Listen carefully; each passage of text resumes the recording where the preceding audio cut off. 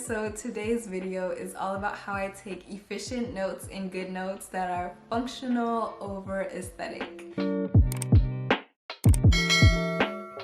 I think when I first got my iPad, I saw all these aesthetic notes and I tried to mimic them, but it wasn't really functional for me. It wasn't effective. Sometimes if you take pretty notes, you know, in lectures, the lecturer could talk too fast and then you're not getting all the information down. You might record or re-watch the lecture and then write some more notes, or you go ahead and rewrite your notes based on what is learned. So now instead of one time just writing the notes down quickly, you're taking 3 times as long to write them down. So I found a method that works for me to take effective notes, and I kind of want to share it with you. I recently read Atomic Habits by James Clear, and something he actually talks about is that motion delays failure. It's easy to delay failure by moving in the right direction.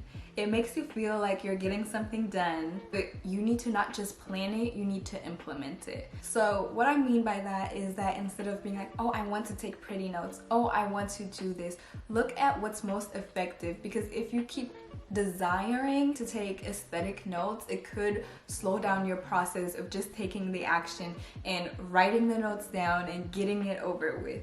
So for me, I am a very visual person, so a bunch of words on a page don't stick out to me as much as pictures or bolded material or stuff like that. So in this video, you'll see that this is a visual person's approach to effective note-taking. I do think that there is a very fine line between pretty things and then also effective things, because I think you have to kind of be in the middle, because you have to be motivated enough to want to do the thing with it being pleasing to your eye, but you also have to remember to be effective. And most of the time with notes, especially for school, you know, we study them for a little bit and then we move on to the next subject. So don't spend too much time. And also, this is the approach of a non-science major. I know a lot of people with iPads are pre-med and stuff like that, and I know that you have to take more notes and you have to memorize them for a much longer time.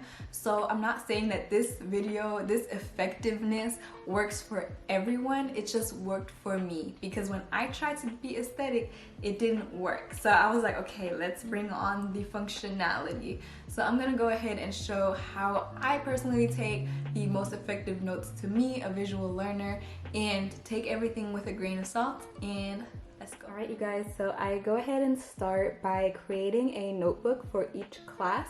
So each class receives their own notebook. Sometimes I put them in their own folder, but this is really just for demonstration purposes. So I go ahead and make one for each class. All right, y'all. So the next thing which you guys might notice is that I go ahead and start with the date, and then I go ahead and bold the title, and then I do minimal highlighting. So let's go ahead and start with the title. So what I do with the pen tool is that I have 3 presets. So I have a medium one, which right now is at 0.4. And then I have a thin one, which is at 0.25. And then I have a thick one, which is at 0.9. So what I do with these is that I use the medium one when I write all of my notes using this way, and I go ahead and zoom out.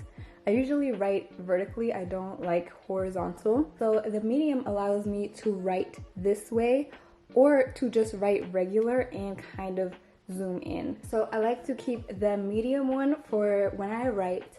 I like the thin one for when I get really, really close to something. So this first one I wrote with the medium, and the second one I wrote with the thin one. And I like to use the thin one when I'm writing for very, very zoomed in text, because as you zoom out, the first one kind of clumps together, whereas this one is more legible.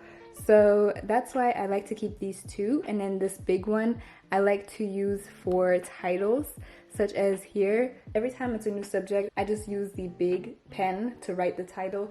Like you can see, I don't do anything fancy for my titles. I try to remember the date and then put the heading and then kind of subhead it with these. As you can see, these have different colors in them because I was experimenting, and what I do sometimes is that every day I'll go ahead and use a new color so that it doesn't get boring. So these are blue notes. Again, this is a time where I just, had every day be a different color just to spice it up.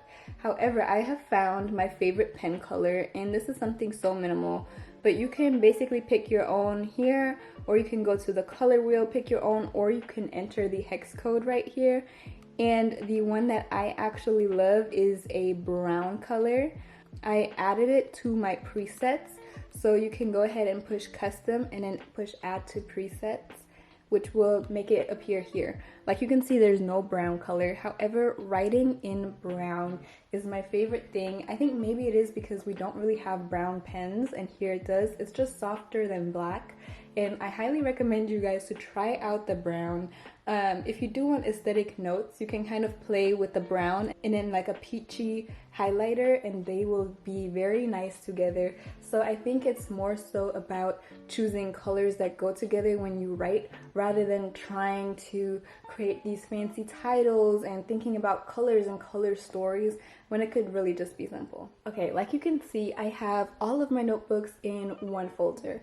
I don't recommend creating subfolders for each class. I have done this my sophomore year, where every time it was a class, I went ahead and made a new notebook and titled it the date and subject of the class. I really don't recommend doing that, because then you will have so many files here, and it's really not easy to go ahead and search for something that you want, because even though you think that you remember everything, you're not going to remember what section was on what day. So I really recommend creating one notebook. This is an example notebook, and just giving it different titles as you scroll. Another thing that I recommend is, this is one of my real astronomy notebooks, is to go ahead and section it off by exam.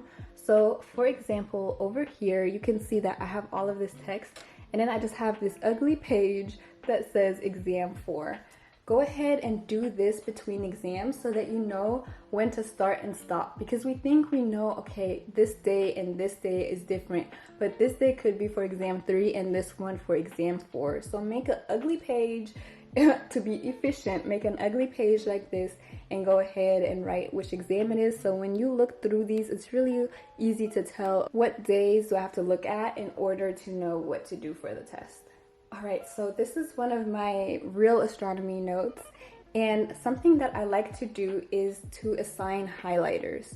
So for example, any green highlighter for me is vocabulary words, and then any orange highlighter and a star shape. So this only has the orange, but usually it would look something like this. I go ahead and start and highlight it in orange, and that means this is going to be on the test. Remember this. This way I see exactly what I need to study for the test, and it's really easy and laid out. Like you can see, these aren't aesthetic notes. However, they are efficient, because this way I know exactly what to look at. And what I actually do is I go ahead and look through all of these factors one time, and then I extract the most important information into Quizlet. Alright, so here you can go ahead and see my Quizlet account, and basically what I did after each lecture was just copy the most important things that I needed into this. So this is for those type of classes where you need to remember facts, because in my advertising classes it's more experiential, and I remember it by way of actually doing it or looking at it. When you do need to like memorize stuff though, I really think Quizlet is going to be the most efficient. So what you can do is you can go ahead and swipe up and then select Goodnotes, and then go through your notes and then add things to this. This way it's just really fast to go ahead and transfer your notes over here to Quizlet. That way you don't continuously look at them, and you really just look at them when you have a question. I think for classes where you need to memorize facts, this is the most efficient. The next thing I do, as you can see right here, is that I go ahead and take pictures as the lecture is going, or because we're virtual, of the computer screen, and I go ahead and airdrop them. So the way you do that is that you take a picture, and then you go ahead and you airdrop this picture, and then you select your device, which mine is this one. And then this happens where it goes ahead and saves it, and then you push back to Goodnotes, you go ahead and push here, and then you insert the photo.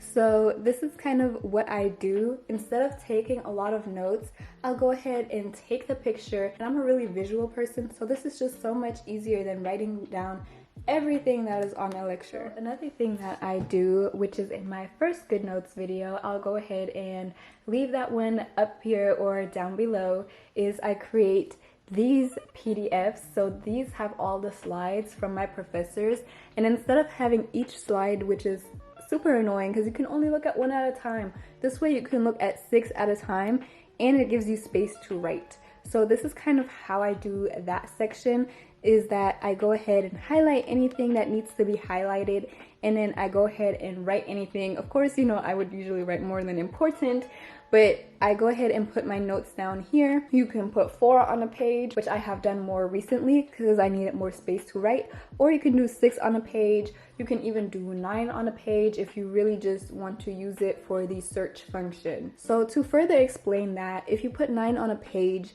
I sometimes put all of my PowerPoints either between my notes or at the end of my notes. That way I can go ahead and use the search feature up here and see what lecture the certain word that I'm thinking of was in. So I definitely recommend, instead of, you know, trying to take all of these notes from this page, just put it on here and then write the most important things. If your professor uploads PowerPoints after class, you know, take brief notes, but remember that you have all of this available. So when you're taking notes, don't stress yourself to take everything down. So as you can see here, this is where another PowerPoint ends, and then my notes start because I didn't have the PowerPoint in class. So after the notes that I take, I go ahead, write the new ones, and then I do the same thing for the bottom of this one and upload the professor's notes. So as you can see, these are really brief notes.